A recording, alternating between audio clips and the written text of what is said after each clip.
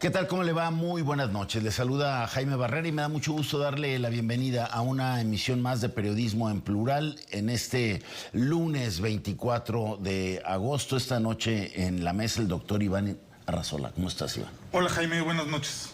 Gabriel Ibarra, buenas noches. Buenas noches, Jaime. Saludo al doctor Iván Arrazola y a nuestro gran auditorio. Y gracias a todos y a todas por estar con nosotros. Esta noche tenemos 3 temas que esperemos resulten de su completo interés. El primero, este operativo que se dio el lunes de la semana pasada, donde se encuentra en una pensión al menos 30 tráileres cisterna con hidrocarburo de dudosa procedencia.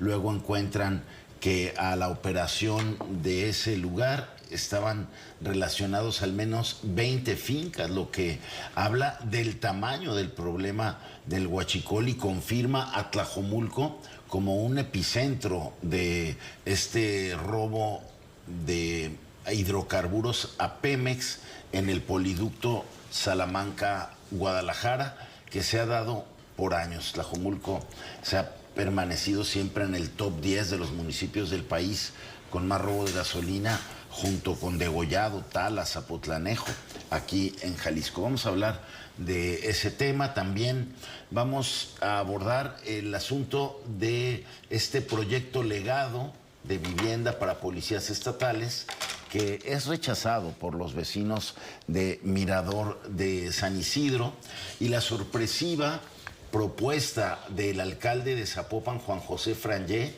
de ofrecer 3 terrenos alternativos para mudar ese proyecto y no construir en esta área verde que los vecinos quieren conservar, porque aseguran que es un terreno de recarga de los mantos freáticos y que pudiera provocar inundaciones, problemas futuros si se hace este proyecto inmobiliario ahí de 10 torres para dar 200 departamentos a policías estatales.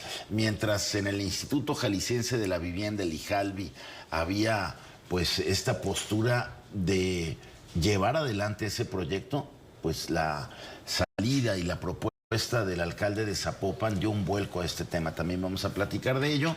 Y desde luego el tema obligado, el regreso efímero de Rubén Rocha Moya, que nos sorprendió a todos la mañana del viernes, cuando sale en un video a anunciar que regresa a la gubernatura de Sinaloa, porque ya la Fiscalía General de la República lo había investigado y él no tenía nada que ver, era inocente de todo señalamiento, de estos señalamientos que hay que recordar desde el 29 de abril hizo Estados Unidos, el Departamento de Estado de los Estados Unidos, cuando le pide al gobierno de la presidenta Claudia Sheinbaum detener al gobernador entonces en funciones, Rubén Rocha Moya, y a 9 funcionarios y exfuncionarios de Sinaloa, a los que liga con el crimen organizado, con el cártel de Sinaloa y la facción de los Chapitos. A todos nos sorprendió esa decisión y bueno, viene un manotazo, un golpe de autoridad de la presidenta Claudia Sheinbaum, creo que el más importante que ha dado en lo que va de su gestión, de su sexenio, y Rubén Rocha Moya se ve obligado al día siguiente, pasadas poco más de 30 horas, a volver a pedir licencia en toda una crisis política, no solamente de Sinaloa, sino en el país. De todo ello vamos a platicar esta noche. Iniciamos, Iván, si te parece, con este episodio huachicolero en Tlajomulco. Así es, Jaime. Bien lo mencionas, son estas 30 pipas que uno se pregunta de dónde cómo se pueden esconder, guardar 30 pipas con combustible robado. Y pues esa es una de las explicaciones que nos tendrá que dar la autoridad, porque además, pues donde se localiza... A la vista de todos. A la vista de todos, a través de una llamada anónima, pues resulta que no hay ningún detenido. Pero esto pues es un tema ya viejo, ¿no? Vamos a ponerlo en estos términos. Ustedes recordarán cuando en el 2019 llega López Obrador a la presidencia de la República y ve este tema, este problema del huachicol, pues lo que decide es, vamos a cerrar los ductos y pues ahora el combustible lo vamos a transportar en pipas, ¿no? Vamos a buscar de qué manera pues se puede hacer una distribución más eficiente del combustible. Al final, pues esto que llevó a que hubiera una crisis de desabasto muy grande en el país, y pues pareciera que de alguna forma pues el país es rehén de pues, sus propias, de estos ductos, pero que en realidad pues son, vamos a decirlo así, sitios sumamente vulnerables. Aquí me parece que hay una situación que, digamos, también todavía complica mucho más las cosas, y es que este robo de combustible, esta ordeña, no ocurre en el vacío, no son algunas personas que se dedican a esta actividad, sino que el crimen organizado pues también lo ha hecho parte de las actividades, y pues es además una actividad muy lucrativa que con los precios que está actualmente la gasolina en el país, pues hace que todavía este sea un negocio mucho más rentable. Y aquí pues un poco la pregunta que tendríamos que hacernos es, a ver, ya se han probado distintas medidas como endurecer las penas para quien robe este combustible, para quien ordeñe los ductos, mayor presencia de la Guardia Nacional, mayor presencia, mayor vigilancia, y aún así lo que tenemos es que esta condición se ha agravado, y Hidalgo ocupó el primer lugar el año pasado este año. Más de 700 tomas clandestinas se han identificado. ¿Quién es el segundo lugar? Jalisco. ¿No? Con más de 500 tomas de este tipo. Y Tlajomulco aporta un buen número. Igual que lo hace Degollado, igual que lo hace Tala, Zapotlanejo. Pero digamos, algo que llama la atención, o sea, por ejemplo, en el caso de Hidalgo, hay muchos, digamos, terrenos en despoblado donde de alguna forma se entiende que estas actividades se pueden llevar a cabo, pero pues Tlajomulco se trata de un municipio que está en la zona urbana de Guadalajara, entonces todavía llama mucho más la atención, y es algo que se tiene que desentrañar. ¿Qué autoridades son las que intervienen en este asunto? Porque queda claro que estas personas no lo hacen solas, ¿no? Evidentemente hay detrás toda una operación y una red de complicidades que opera desde el poder. Así es, Gabriel, no se puede entender todo este tráfico sin la protección institucional. Así es. Y habría que ver qué responsabilidad tiene cada nivel de gobierno. Desde luego, para empezar, por Pemex y su departamento de protección que tiene. Sí, porque un negocio donde circulan decenas de pipas, de tanques que trasladan combustible, ¿cómo es posible que no lo puedas ver? Y Alguien está volteando para otro lado. Hablo de autoridades, no nada más federales, sino locales también. Y bueno, esto muestra que hay una cadena de protección muy grande y muy sólida, porque si este centro logístico de distribución, esa cadena logística que vemos, que no nada más es ordeña de huachicol, de combustible, sino también acopio, distribución, laboratorio incluso, hay un laboratorio, yo creo que para ver la calidad del combustible o cómo balancearlo, cómo equilibrarlo, y luego ¿a dónde va? O sea, si son 30 pipas las que tienen ahí con tanques, pues la distribución, ¿para dónde va? Y bueno, pues la respuesta la tenemos claramente. Pues ¿a dónde va? ¿En dónde venden gasolina? Pues en las gasolineras. En las gasolineras. Y esto muestra pues que con todo el esfuerzo que haya hecho el gobierno federal, la Secretaría de Seguridad, la Fiscalía, es que este negocio sigue vivo, con todo y los cruzadas que se han realizado, sigue vivo. ¿Y de qué tamaño sigue siendo el problema? Y los efectos que tiene sobre petróleos mexicanos. Claro. Toda esta combustible, pues que no ingresa la comercialización a petróleos mexicanos. Y vemos por otro lado cómo la gran deuda sigue creciendo, ¿no? Entonces, qué difícil, qué complicado es la lucha contra la corrupción. Y en ese sentido, pues todo esfuerzo que se realice para el saneamiento de petróleos mexicanos, pues vemos que existe un hoyo inmenso en el cual pues mucho de ese combustible que se explota pues simplemente se pierde y no entra al erario mexicano, sino que viene a fortalecer las arcas del crimen organizado, lamentablemente. Y para que esto pueda fluir, pues seguramente la corrupción es inmensa, es grande, es mucho el dinero que se mueve en torno a ello. Uno de los ingresos mayores que ha tenido el gobierno federal ha sido precisamente por la venta de gasolina, por los impuestos. Y bueno, el crimen organizado se ha ido a ese redituable negocio, jugoso negocio, y aquí vemos cómo Tlajomulco, pues que se convierte en un epicentro de distribución, donde se conjuntan, donde no nada más es la ordeña, los ductos, sino que también de otros lugares del Jalisco, que seguramente ahí llevan ese combustible para su procesamiento, ¿no? Así es un golpe histórico. Yo escribía que tardío, ¿no? Porque del huachicol en Tlajomulco se escucha al menos desde hace 2 décadas, ¿no? Y ha ido creciendo, ha ido creciendo de manera muy grande el número de tomas clandestinas, pero sin duda un golpe histórico que no se había dado en Tlajomulco, y que lo importante va a ser qué va a pasar, o si a partir de ese golpe disminuye el número de tomas clandestinas, ¿no?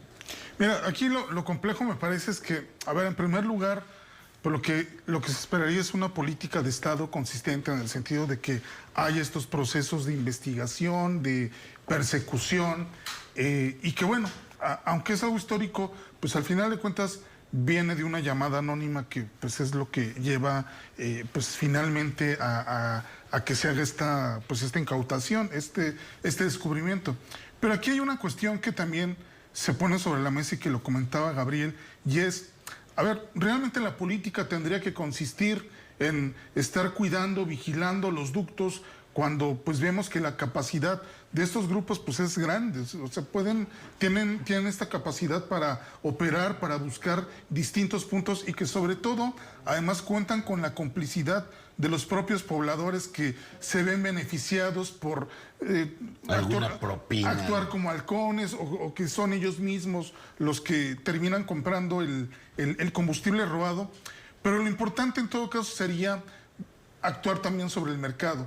Y es precisamente el punto de quién termina comprando este combustible, qué empresas son las que intervienen. ¿Son gasolineras? ¿Son empresas que tienen grandes flotillas de vehículos? Me parece que incluso a veces el crimen obliga a consumirles ese hidrocarburo robado. Exactamente. Entonces, me parece que las investigaciones tendrían que ir más allá. Pero uno de los problemas, Jaime, me parece que tenemos es que Pemex pues parece estar rebasado. No solamente es el tema de la deuda. Recordemos, por ejemplo, el último director que tuvieron ligado con otro tipo de temas, ¿no? Descuidando completamente lo que es la institución. Una empresa que no es rentable, y pues una empresa que tampoco puede frenar un problema tan complejo como este. Y podríamos hablar del huachicol fiscal y todo lo que hay alrededor de la política energética, pero me parece que algo en lo que se tiene que poner sobre todo el acento es precisamente en ver cómo operan, cómo funcionan estas redes criminales, que más allá de que si es efectivamente un éxito el que se haya podido, pues ahora sí que detener o identificar esta mercancía, sí me parece que las funciones de inteligencia tienen que ser fundamentales. Pues viene sin duda lo más importante en este asunto, Gabriel, rápidamente. Sí, nada más. Sorprende también que no haya detenidos. O sea, bueno, se da eso ese operativo, sí es increíble, y no hubo detenidos. ¿Qué sucedió? Dieron el pitazo previo al operativo de la Fiscalía General de la República, del mismo Pemex. ¿De dónde vino? Así es. Porque eso es muy importante. Tanto movimiento de camiones de transporte, ¿cómo es posible que no haya ningún detenido? Algo pasó en ese operativo antes de que se diera, para que no hubiera nadie, ¿no? Así es, habrá que estar muy pendientes de este asunto. y esperar a que pues se detenga a alguien, se deslinden responsabilidades de la operación de este gran centro huachicolero ahí en Tlajumulco. Tenemos que ir a nuestra primera pausa, es breve, quédese con nosotros, regresamos aquí en Periodismo en Plural con el tema de Mirador de San Isidro.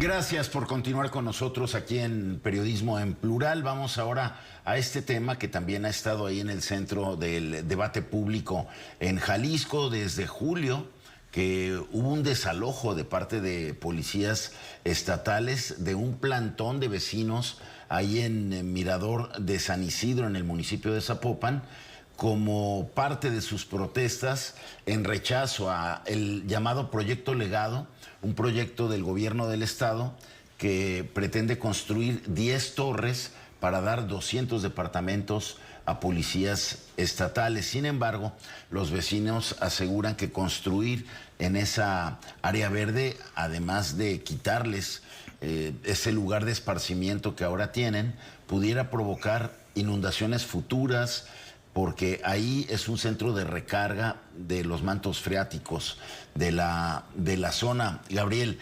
Y la semana pasada dio un vuelco el tema con esta sorpresiva salida de Juan José Frangé, el alcalde de Zapopan, que dice, pues yo tengo otros 3 terrenos a donde se puede cambiar ese proyecto, cuando del gobierno del estado había como la decisión de llevarlo a cabo. Incluso el secretario general de gobierno, Salvador Zamora, había dicho que iba el proyecto.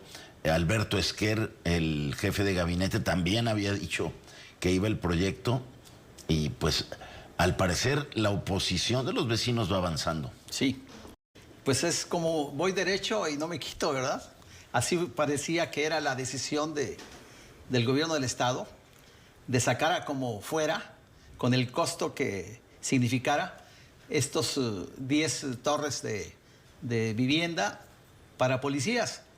Creo que pues la decisión de apoyar a los policías con vivienda es algo positivo, es algo que se ha señalado de estimular a las familias de los servidores públicos responsables de la seguridad, apoyándolos con vivienda. Creo que es una buena decisión.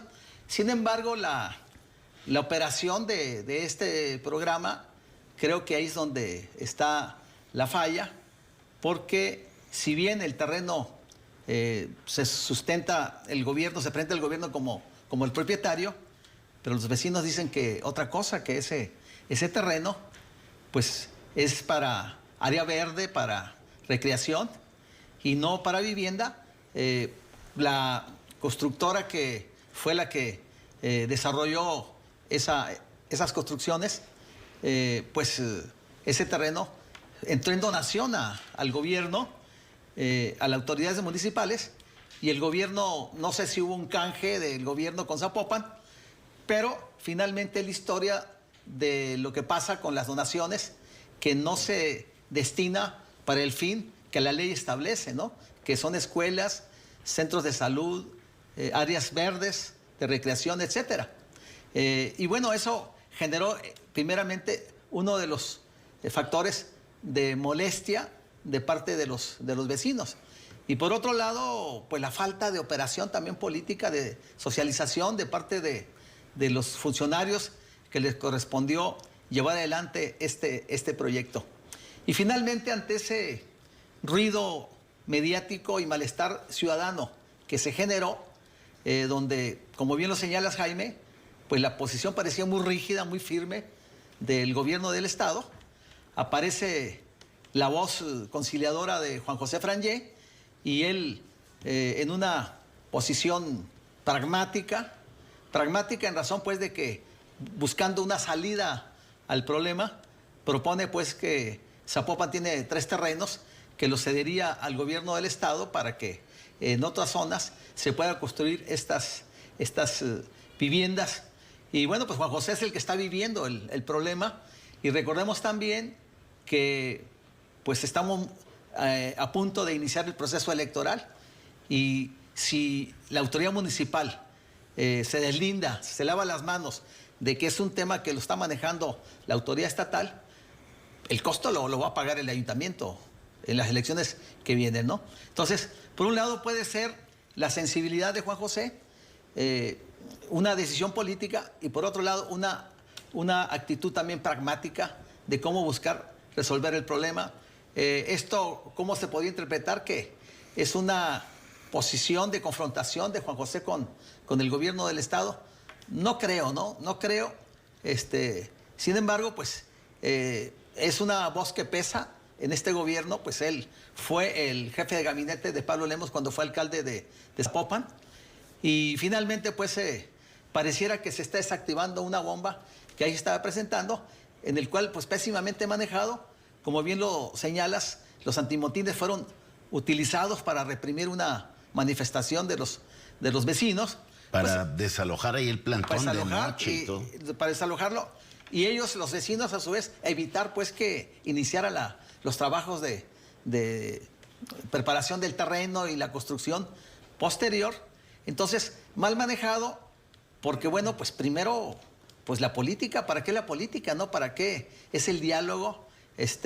Y no utilizar el garrote por delante para luego sobar, ¿no?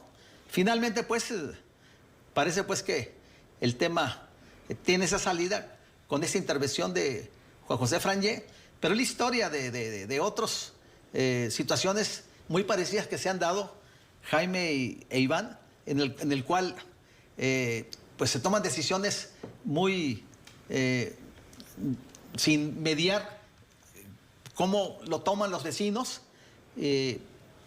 aceptando el costo que implicaría, o donde está de por medio el tema económico con los desarrolladores, pues que es un punto que se ha cuestionado a este gobierno y al anterior, de favorecer mucho a los desarrolladores en razón de que el negocio inmobiliario es un distintivo de ellos, de hacer negocios, de apoyar a estos constructores para que hagan negocio a través de la vivienda, a través de los terrenos, ¿no? Así es. Además, el alcalde de Zapopan hablaba una visita que hizo antes de anunciar, de proponer los terrenos, de ofrecerlos, de que no tenían el proyecto y que el ayuntamiento de Zapopan no había autorizado ningún proyecto porque no se lo habían llevado. Entonces, sí hubo, como dice Gabriel, una falla ahí en el proceso de socialización.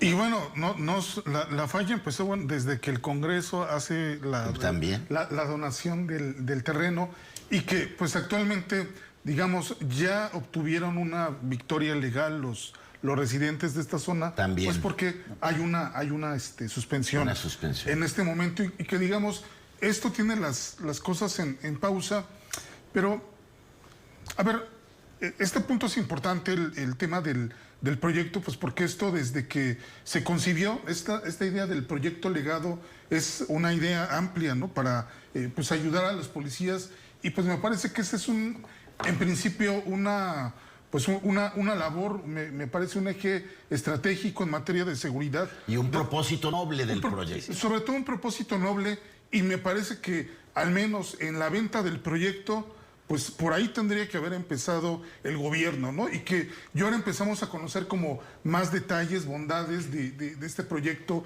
Por ejemplo, que 40% de este espacio donde se van a construir las torres, pues van a ser áreas verdes, de tal forma que no se lo va a terminar comiendo completamente la construcción, todo el predio.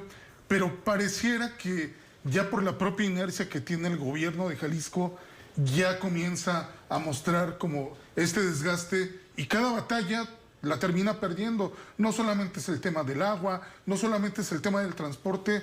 No puede ser que un proyecto tan acotado, específico para una zona de la ciudad, pues prácticamente, pues ahora sí que con la declaración del presidente municipal de Zapopan, pues pareciera que van a echar también para atrás el proyecto, ¿no? Una de las zonas que se menciona es Sistán, Pero ojo, también, aunque el proyecto cambie de lugar, pues podría haber otro tipo de oposiciones de personas que simplemente digan, no queremos aquí a policías viviendo junto a nosotros. Y me parece que en ese sentido tienen que tener mucho cuidado sobre la decisión que van a tomar. Otra parte del proyecto estaba pensada en Tonalá.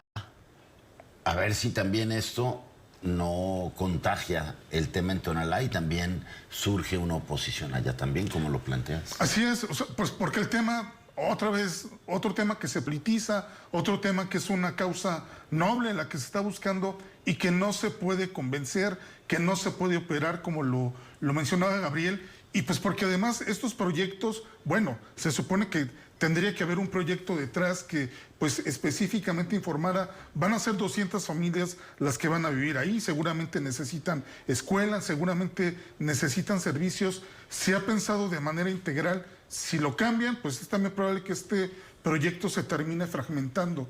De ahí entonces que el gobierno del estado pues necesita explicar de manera mucho más clara cuáles son las ventajas de este proyecto y si sí o no hay un proyecto ejecutivo detrás. ¿Qué escenario ven?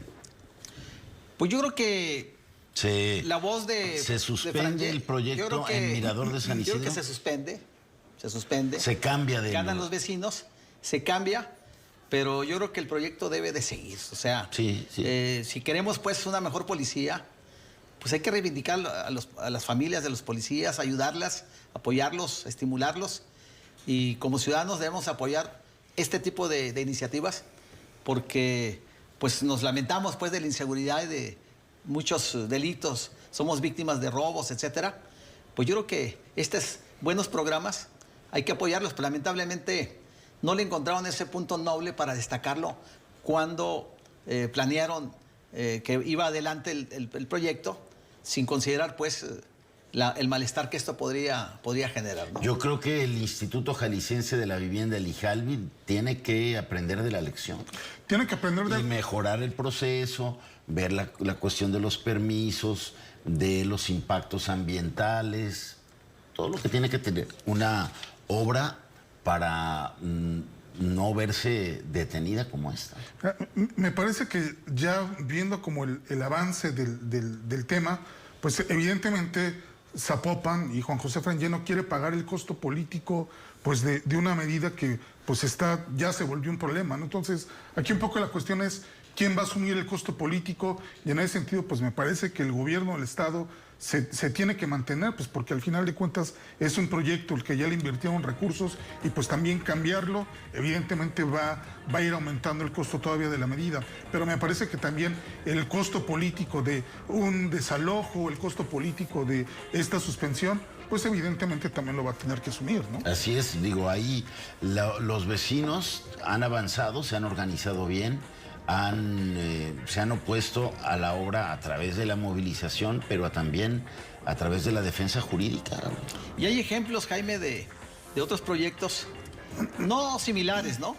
Pero sí en zonas donde de dudosa titularidad de la propiedad, como en Colomos 2, ¿recuerdas? En Colomos 2. Ahí donde un particular compró esos terrenos y pretendía desarrollarlo, pero luego el mismo Pablo Lemos como alcalde fue una de las voces que levantaron, que protestaron y se frenó.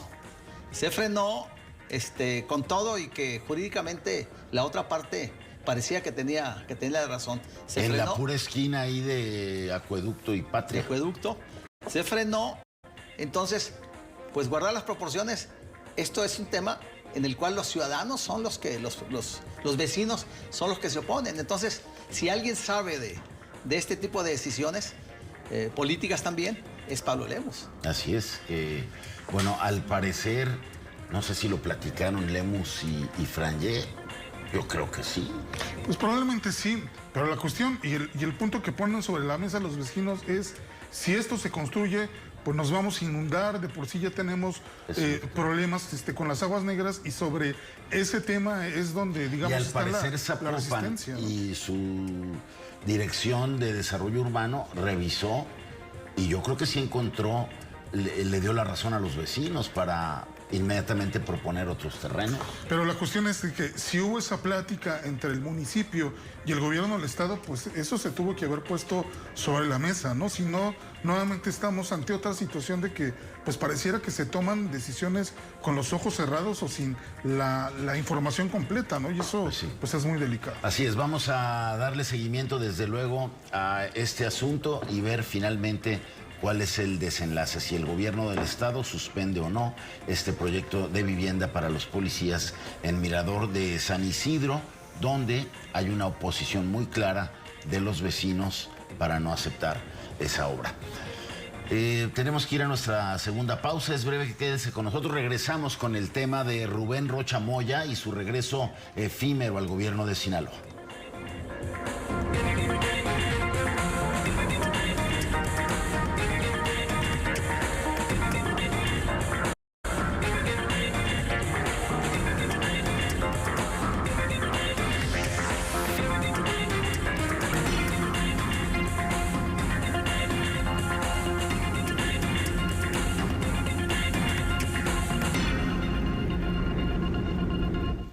Gracias por continuar con nosotros aquí en Periodismo en Plural. Entramos a nuestro bloque de cierre con este tema que sacudió al país políticamente el viernes pasado, que sorpresivamente Rubén Rocha Moya, con todo el descaro, difunde en sus redes sociales un video en el que nos comunica a los mexicanos que había decidido regresar al gobierno de Sinaloa porque era inocente de todos los señalamientos que le hace el gobierno de Estados Unidos, que como ustedes recordarán, el Estados Unidos pidió su detención desde el 29 de abril de él y de 9 funcionarios y exfuncionarios del gobierno de Sinaloa por acusarlos de tener vínculos con el crimen organizado.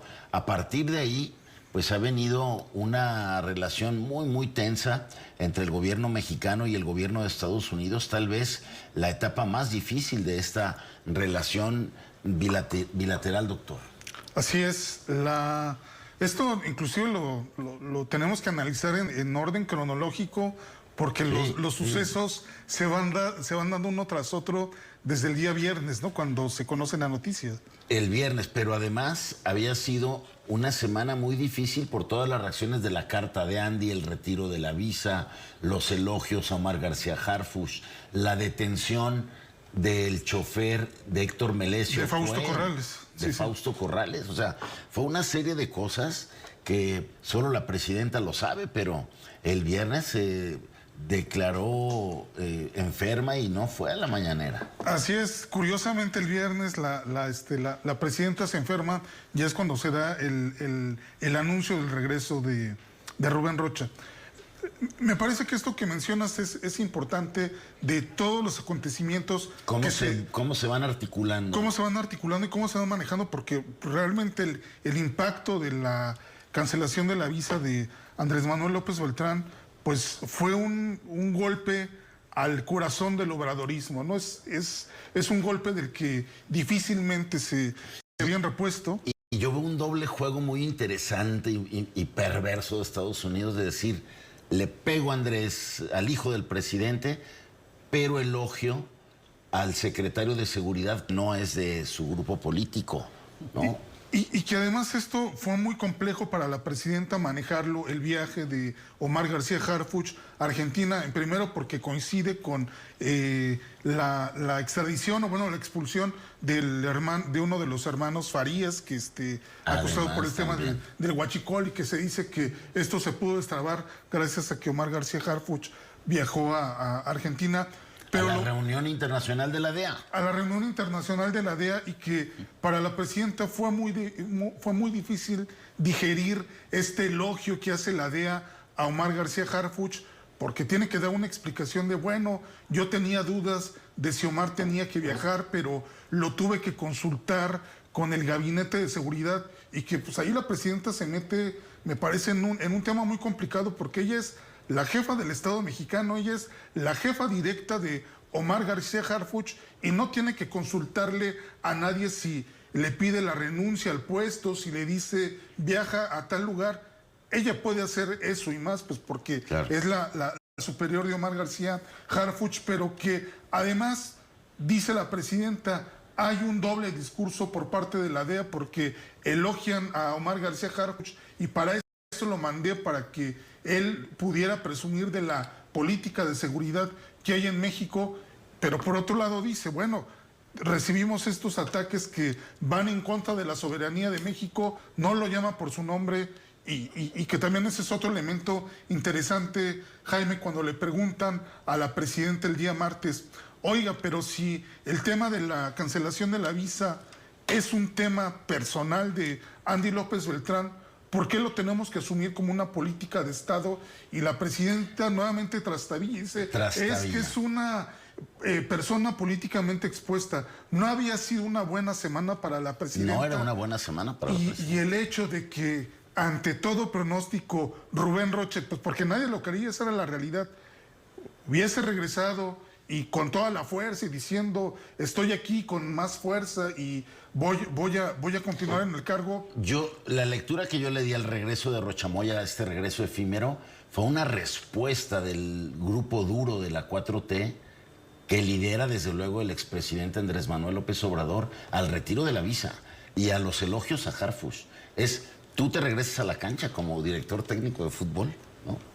Bueno, ahí me parece que podemos tener un debate interesante, porque a mí más bien me parece que esto que hace Rubén Rocha de retomar las funciones, pues tiene que ver con comprar este discurso que había dicho la presidenta y que había reiterado de que no hay pruebas en contra de Rubén Rocha, entonces por lo tanto, pues si no hay pruebas, pues yo puedo regresar al poder. Me parece que él se termina comprando esa versión y lo lleva hasta sus últimas consecuencias, ¿no? Lo más sorprendente es la reacción del morenismo, pero eso lo analizaremos. Gabriel, parecía una semana difícil de la presidenta, llena de titubeos por el tema del retiro de la visa, y si era un asunto personal, de soberanía o de injerencia política, como lo llegó a reclamar a Estados Unidos, pero termina enderezando la semana con este tuit que yo creo que es el más enérgico que ha emitido,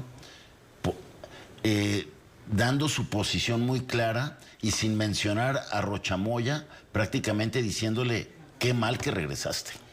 Sí, mira, hemos analizado aquí en esta mesa la lucha por el poder dentro de Morena y la gran sombra que ha oscurecido al gobierno de la presidenta Claudia Sheinbaum, la gran sombra que está desde el rancho allá de Palenque en Tabasco, de López Obrador, del maximato.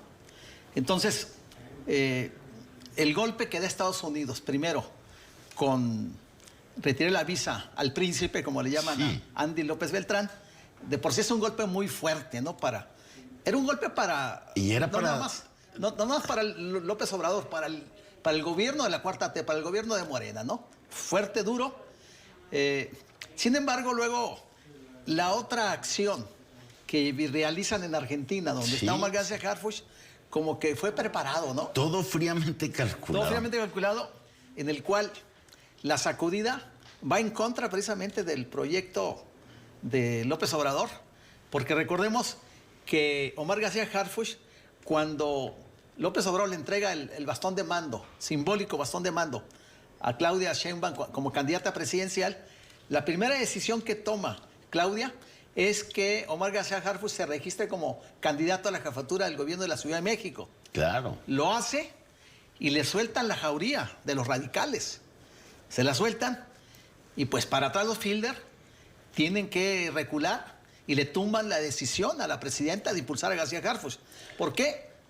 Poniendo el requisito de que en la Ciudad de México tenía que ser una candidata mujer. Sí, esa fue la salida, pero la realidad es que la decisión sale de López Obrador que no era cierto que había entregado el mando. Bueno, entregó el bastón, pero no el mando, ¿no? Otra señal muy clara de que Omar García Harfuch no es muy bien visto por Andrés Manuel López Obrador, lo recordarás, Gabriel, es en aquel atentado, siendo secretario de Seguridad del gobierno de la Ciudad de México, el presidente ni siquiera lo menciona en la mañanera, ese atentado gravísimo. Ni le llamó por teléfono como lo hace con otros personajes allegados a la Cuarta T. Entonces, está muy claro la animadversión de López Obrador contra Omar García Harfuch. ¿Por qué? Porque el proyecto era, después de Claudia, venía Andy López Beltrán para el 2030. Claro. Y si García Harfuch se convierte en jefe de gobierno de la Ciudad de México, pues caminando llegaría a la candidatura presidencial de Morena, ¿no? Esa es la interpretación que yo le doy. Bueno, finalmente lo quitan, pero la presidenta toma la decisión de que sea su secretario de seguridad y el jefe del gabinete de seguridad del país, ¿no? Y creo que fue una decisión política muy atinada. Y yo creo que eso provocó algunos Ahorita lo estamos viendo con esto que hace la DEA. La DEA y Estados Unidos dice, a ver, nuestro hombre en México de confianza... El aliado. El aliado se llama Omar García Harfuch, ¿no? Y luego viene lo de Rocha Moya. Entonces, aquí pues, cuando un gobernador tiene el valor para enfrentar al poder, al sistema, a la presidenta, sin tomar en cuenta, a ver, ¿cuándo regreso? Por eso ahí, ese valor, pues dicen que no son los pantalones que trae él, son pantalones que le dieron otros, ¿no? El que está allá en Palenque. Es la interpretación que hacen los analistas agudos de este país, esa es la interpretación. Que fue un choque muy fuerte entre López Obrador y la presidenta Claudia Sheinbaum. ¿Y el resultado cuál es? Gana Claudia. Porque luego logra, pues, que se alinearon. Se alineen la Cámara de Diputados, se alinee el secretario de la Defensa, el secretario de la Marina, Morena. El partido se alineen y nadie sale. Y los gobernadores. Y los gobernadores. O sea, ahora sí hubo cargada. Nadie sale a la defensa de... Bueno, sale Fernández Noroña, ¿no? Sale Fernández Noroña a la defensa de Rocha Moya. Es el único. Es el único que sale. Entonces, la interpretación es que por fin la presidenta parece que está tomando los hilos del poder de este país, ¿no? Y el malestar de parte del anterior presidente es que ella, pues, cedió ya a las presiones de Estados Unidos. Porque le molesta, pues, que Omar García Harfuch hubiera ido a esa reunión, esa conferencia sobre drogas de la DEA. ¿Y qué hubiera pasado si no hubiera ido Jaime? A lo mejor condenan a México, porque las presiones que traía también Estados Unidos sobre México eran muy fuertes. Y la última había sido lo de Andy. Bueno, y el regreso de Rocha Moya era una abierta provocación a los Estados Unidos. Que nunca habíamos visto, inimaginable. O sea, yo creo que todos nos sorprendió. Que se hubiera ido por la libre Rocha Moya. ¿Qué va a pasar? ¿Qué viene? Bueno, yo esperaría que la presidenta tome los hilos del poder. Ahora sí, ya el partido se ve que está con ella. A diferencia... otra que parece que no entendió lo que está pasando es Luisa María Alcalde. Luisa María Alcalde, que parece que fue de las resistencias internas fuertes que vivió la presidenta, que es su jefa de asesora jurídica. Asesora jurídica. Entonces, pareciera pues que es el inicio, después de que está por incumplir el primer tercio de gobierno, de que tome los hilos del poder la presidenta. ¿Qué puede pasar? ¿Qué puede seguir? Pues yo esperaría entonces que el juicio contra Rocha Moya ahora sí siga ya sin esa protección. Y hay un testigo, el chofer de... Ese es un factor. De Cue. Ese es un factor que hay que meter a la ecuación. A esta ecuación de esta semana de alta tensión política, yo creo que hay que meter a la ecuación a ese personaje. Y vamos a ver si la presidenta se anima a ir a fondo y meter el acelerador para ahora sí tomar el poder y quitarse la sombra de que el de Tabasco, el del rancho en Palenque, es el que sigue mandando, ¿no? A ver, Iván, porque este detenido, tú tienes ahí el nombre. Fausto Corrales. Fausto Corrales es el que lleva a Héctor Melesio Cuen, ex rector de la Universidad de Sinaloa, como también lo es Ricardo Rocha Moya, y ahí jugaban por el control político de la universidad. Y la teoría que dice el abogado de El Mayo Zambada, de Ismael El Mayo Zambada, es que la reunión de aquel 25 de julio del 2024 era justamente que el Mayo y los Chapitos mediaran entre Cuen y el gobernador Rocha Moya para resolver los conflictos políticos de la universidad. O sea, el crimen organizado era el que iba a resolver ahí el problema político. Entonces, en esas reuniones donde matan a Héctor Melesio Cuen y se llevan a Ismael El Mayo Zambada, los Chapitos, a Estados Unidos. Pero el gobierno de Rocha Moya trata de ocultar el asesinato de Héctor Melesio Cuen, y yo creo que la detención del chofer es clave para que a Rubén Rocha Moya se le llame a cuentas, al igual que su entonces fiscal, porque trataron de ocultar un crimen. Así es. Y desde ahí se tuvo que haber investigado a Rocha Moya hace 2 años. Destituyeron a la fiscal de Sinaloa. La ¿no? cambiaron nada más, pero está impune totalmente, ¿no? Así como en Chihuahua también, ¿no? Que quitaron al fiscal para no culpar a Maru Campos. Es muy interesante lo que va a ocurrir con este caso, de que, bueno, esperaron también que en México se puedan hacer investigaciones profesionales, investigaciones agudas que nos permitan llegar a la verdad. Porque, bueno, también se ha hablado y se ha especulado mucho en estos días de exactamente cómo fue que ocurrió la muerte de Héctor Melesio Cuen. Por ahí leí en alguna columna que algunos de los aspectos que se manejan es que, pues en realidad a Héctor Melesio Cuen le dan un balazo en el pie, comienza a desangrarse y muere por este tema, que es parte de una de las bandas rivales la que deciden hacer el montaje como para decir no nos culpen de esta situación a nosotros.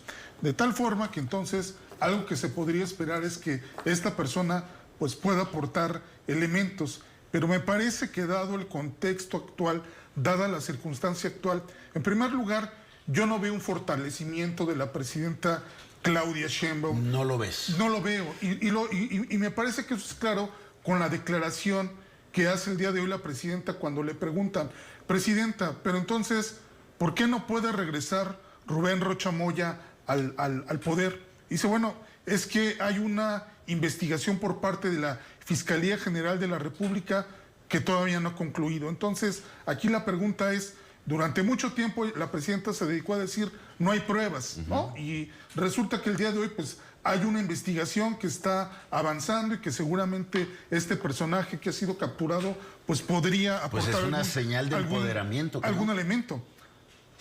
No, y lo voy a poner en estos términos. De alguna forma la presidenta ha comprometido la posición de México al, por ejemplo, asumir una defensa abierta de Andy López Beltrán por el tema de la visa, y en las mañaneras, pues realmente hay elementos en los que lo que tendría que hacer la presidenta es que esto quede en manos de la Fiscalía, que la Fiscalía investigue estos temas y no ella misma parecer la titular de la Fiscalía. Entonces, en ese sentido me parece que para ver realmente un posicionamiento mucho más claro, al menos lo que, por ejemplo, se está viendo en el caso de Omar García Harfuch, pues Omar García Harfuch ya recibió la bendición de Estados Unidos, me parece, con todos esos elogios que le han hecho para convertirse en un potencial candidato a la presidencia de la República. La cuestión es si los duros de Morena y los que no son duros de Morena verán también en este personaje a una persona que pudiera ser el candidato ideal, y eso me parece que también mete en un aprieto a la propia presidenta de la República.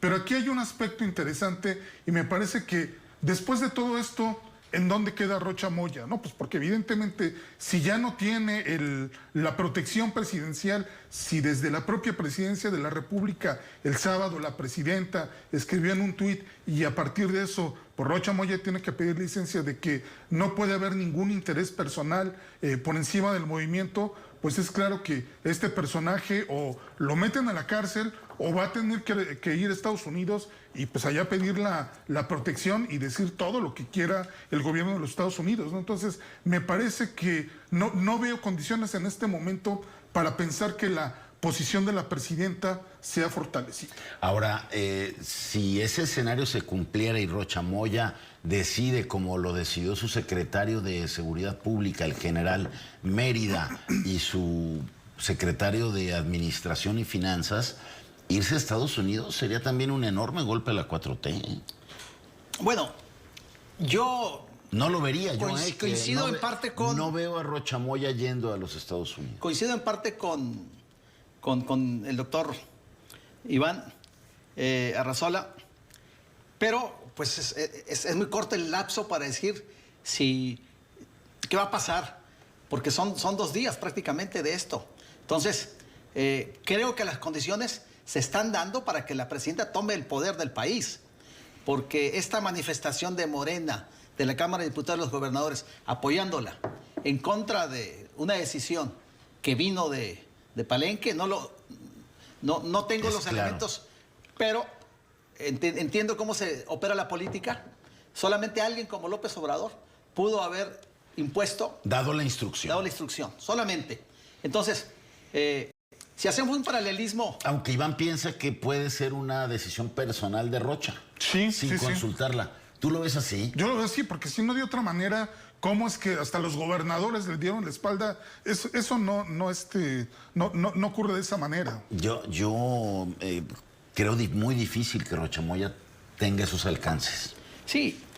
Ahora, yo haré un paralelismo en un rompimiento ya de un maximato que se dio en este país hace cerca de 100 años, Lázaro Cárdenas con Plutarco Elías Calles, ¿no?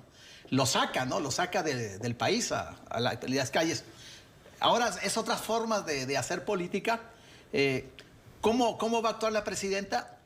Fue una semana muy difícil, efectivamente, como bien lo describiste, Jaime.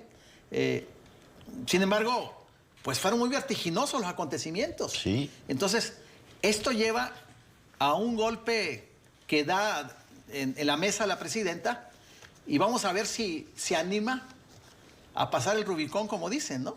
Si se anima a tomar los hilos del poder y prácticamente le cierra los espacios a López Obrador. ¿Qué es lo que ha frenado a la presidenta, dicen, para que no tome el mando del país y no tome decisiones que muchos quisiéramos, de quitarse esa monserga de este grupo de poder radicales trasnochados? La revocación de mandato es lo que dicen que la presidenta lo ha frenado para no darle celeridad a la toma de los hilos del poder del país. Pero habrá que ver, pues, qué sucede en los próximos días, en las próximas semanas. Primero, cómo termina el caso Rocha Moya, ¿no? Eso yo creo que va a ser sintomático. Si la presidenta ya le quita el manto protector a Rocha Moya y lo juzgan, pueden juzgarlo y pueden llevarlo a juicio, y si le declaran culpable, tenerlo aquí o entregarlo a Estados Unidos. Creo que eso será la respuesta que tendríamos para esto que estamos discutiendo. Y ahí el factor factor Corrales es clave. Ahí es clave, en el futuro que no había de aparecido, Rocha Moya. que no había aparecido, ahí está, ¿no? Entonces, si se quiere, pues ahí está el elemento que falta para culpar a Rocha Moya de que tuvo responsabilidad en ese crimen que se cometió, ¿no? De haberlo querido ocultar, que eso fue clarísimo, ¿no? Bueno, aparte la Fiscalía General de la República, pues le gusta utilizar las declaraciones de testigos protegidos para meter a la cárcel a las personas, ¿no? Digo, ahí tenemos el caso de Ángel Aguirre, ¿no? Ahora, después de la detención de Fausto Corrales, tendrían que llamar a la entonces fiscal de Sinaloa, ¿no? Tendrían que declarar varios personajes, me parece. Y un elemento más, y que es algo que en estos momentos todavía se está negociando, es quién va a ser el gobernador interino, porque ahí también lo que se maneja es que, pues de alguna forma Rubén Rocha dice, bueno, a ver, está bien, ya no estoy fuera, pero entonces al menos déjenme poner al que pues me va a cuidar, ¿no? La gobernadora interina que duró estos 3 meses era totalmente incondicional. Hoy la oposición de Sinaloa no quiere un gobernador interino, sino uno sustituto que permanezca el poco más de un año que le queda a la administración de Rocha Moya. Y que, sobre todo dentro del morenismo, porque también ellos tienen mayoría absoluta dentro del Congreso, pues también se están pues ahí peleando como quién podría ocupar esta posición dentro de Sinaloa, ¿no? Entonces, eso también va a ser importante ver qué tanto le van a seguir cuidando las espaldas o si lo van a dejar completamente solo, ¿no? El momento más importante políticamente para la presidenta, ¿no? Definitivamente. En lo que va de su sexenio. Definitivamente, el más complejo, el más importante, y la decisión que tome dependerá cómo quiere que lo juzgue la historia la presidenta, ¿no? Así es, pues un momento muy, muy importante para la presidenta. Habrá que estar muy pendientes de las decisiones de los próximos días, de lo que pase esta semana con quién llega en lugar de Rubén Rocha Moya al gobierno de Sinaloa y cómo se van dando las cosas en el interior del partido que gobierna este país, el partido de la presidenta que fundó Andrés Manuel López Obrador y que está en un momento pues de suma tensión interna, ¿no? Así es. Y bueno, nada más cerrando esta cuestión, me parece que cuando el morenismo se alinea alrededor de la presidenta, eso no tenía que ver con López Obrador, más bien todos trabajando en la misma dirección. Si es que López Obrador no está detrás de Rocha Moya. Así es. Seguiremos pendientes de este episodio. Por lo pronto se nos ha acabado el tiempo de nuestra emisión de hoy. Gracias por habernos acompañado. Que tenga una excelente semana. Y nos volvemos a ver aquí en Periodismo en Plural el próximo lunes. Pásela muy bien.